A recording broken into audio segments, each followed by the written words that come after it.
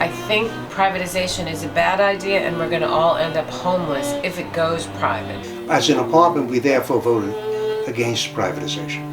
We like the idea of privatization.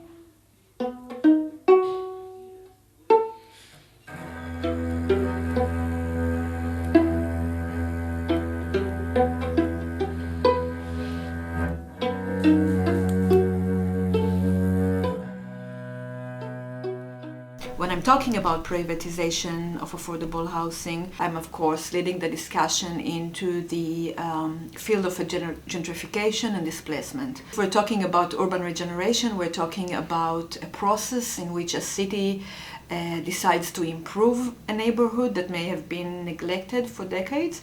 This may include massive reconstruction or infrastructure improvement. East Midtown Plaza, where we live, is a co-op building. To buy into the co-op is very inexpensive, but you have to sell it back to the co-op. You cannot give it to anybody. Face it, you come in here and you're paying a really nice maintenance fee, and at the end of 20 years when you can go private, you could sell the apartment for more than what you paid for it. Now we can talk about what is privatization, because here I call it the expiration of affordability plans, and this is what privatization means. Because when the buildings were built in the 70s, they were renounced as affordable for 20 years. Affordable means that the buildings were publicly funded. They were built with funds from the federal and the state, and in return, the developers could get tax abatements and a lot of incentives to build affordable units. And after 20 years, the buildings are allowed to leave the Mitchell-Lama plans and to go to market rates.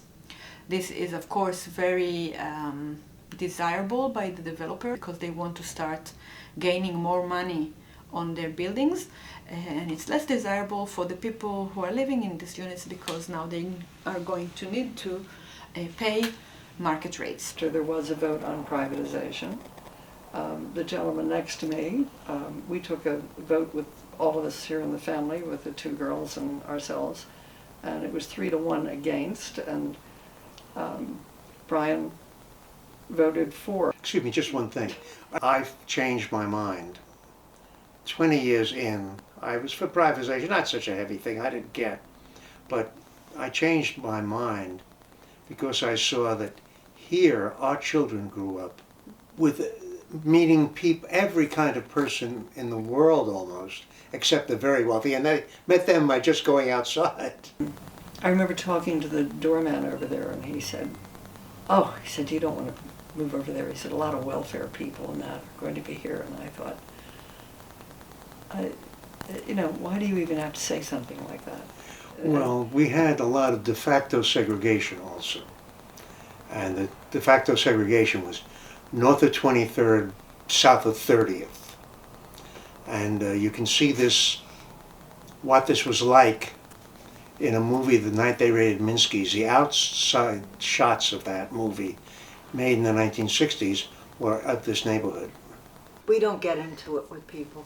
We don't know. There was a lot of talk, a lot of people who were in favor of it, and when it didn't pass, there was a lot of hard feeling. Vocal and very emotional about it. That was like 10 years ago. There was a lot of infighting in the building, but we don't get into it with people. Talking about privatization sometimes is like Democrats versus Republicans, right? You sort of know where the line is.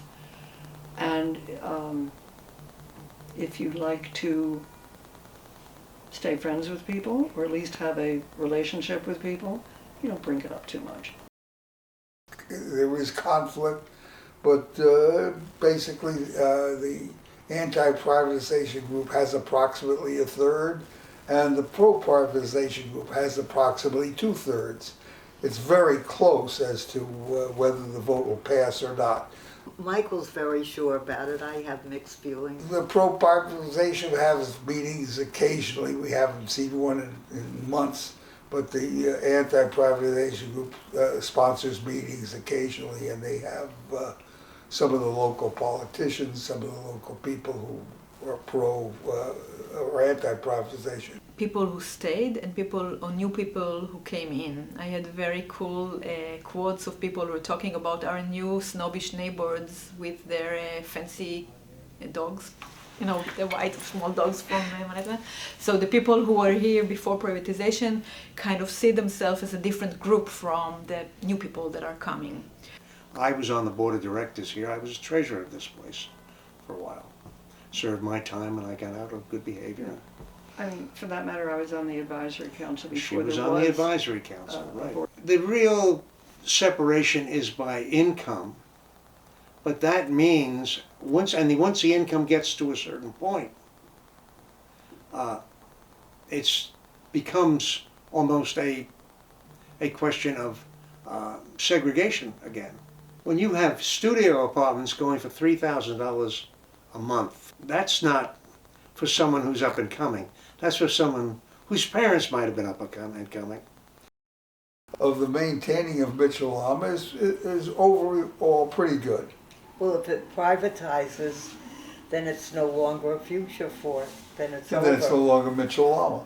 No, but if it privatizes, then the whole concept of Mitchell-Lama is over. For this particular building, but there There- are several dozen buildings in New No, York. I don't think there are several dozen anymore. In my bedroom, it's even worse. It's just all my legal stuff. Pardon the mess.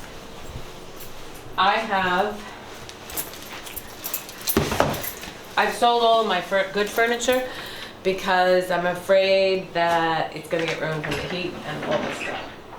I have dryer exhaust coming now from the infrastructure. It's coming out here, here. It's coming out the hot and cold water taps and the toilet. It's in my light switch. Come and look. It's a fire hazard and a health hazard. This is the third set of windows we put in because they did everything shoddy. I can't live here anymore. It's just too dangerous. The buildings that were built were substantial, and now as they're starting to privatize them, we're losing a lot of them. But I think the good news is the policy. So a lot of effort is going towards finding ways to refinance the building or to incentivize landlords to continue keeping the units affordable, and that's a big plus. How long do you plan on living in this apartment? As long as we live. We don't plan to go anyplace. New York City is a wonderful place to retire, and we have a lot of things for seniors that are very good in New York City. We would not be able to live in New York City on our incomes. We wouldn't be able to afford to live here, so we feel very fortunate that we have an apartment here. Yeah, our We were married on the premises. we were married outside the laundry room. They have like an area that's very nice. A common area. Like a common area, and it's like a little bit of a garden, and it was when we got married. We desperately need middle-income housing here in New York. You know, we've lived here this length of time, and because we've been here, we've been able, there's so many benefits because the amount that we've had on maintenance has allowed a lot of us to send our kids to good schools. I mean, we have good schools around here, both private and public.